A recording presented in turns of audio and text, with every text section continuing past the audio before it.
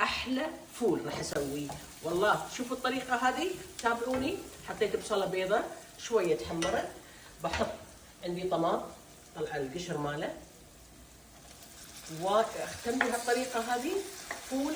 كل الناس عندهم طرق، بس انا في ناس تحط معجون، انا ما احب المعجون طبعا، فراح استعمل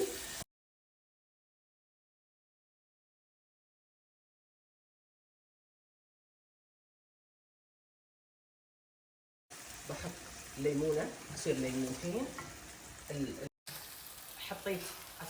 حطيت الليمونه السري، شويه خل، كذي بشتين خل، اوكي، يعطيكم ريحه يوديكم عالم ثاني. المهم البهارات: كمون، فلفل اسود،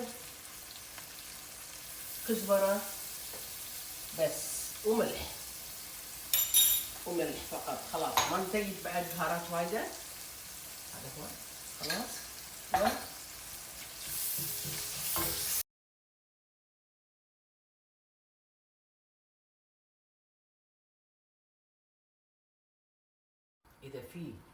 اذا في بقدونس، انا ما عندي حاليا، تقدروا تحطون بقدونس مع الحمسه الاولانيه. هذا السر تقريبا 3 قفشات، يعطيكم طعم يوديكم مكان ثاني صراحه. اوكي، شوفوا اللون، حتى اللون اختلف. خلاص خلصت. الحين عاد احطهم وازينه ازينه بالاشياء اللي تبونها. اوكي، ازينه واقيل لكم. طبق عليكم والله ما يشهي يجنن. طبعا رشيت عليه، حطيت عليه مخلل، حطيت عليه طماط، يابوا لي البقدونس، حطيت عليه الهرده الطحينيه، يجنن والله.